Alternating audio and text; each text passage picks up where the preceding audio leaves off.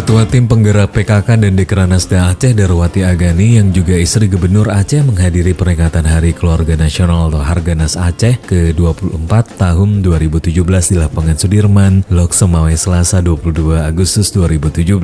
Darwati yang bersama Gubernur Aceh Irwandi Yusuf tiba di Lapangan Sudirman sekitar pukul 10 pagi dan dalam sambutannya Darwati juga mengajak semua pihak untuk menjadikan Harganas sebagai momentum untuk semakin mendorong masyarakat supaya semakin memberi perhatian kepada keluarga. Darwati juga menjelaskan pembangunan keluarga tidak bisa terlepas dari peran penting perempuan sebagai penggerak sekaligus motivator dalam peningkatan kualitas hidup keluarga. Sejalan dengan itu, lanjut Darwati, Tim Penggerak PKK Aceh dan Tim Penggerak PKK Kabupaten Kota telah dan akan terus menjalankan sejumlah kegiatan hingga ke tingkat kampung dalam rangka mensukseskan 10 program pokok PKK.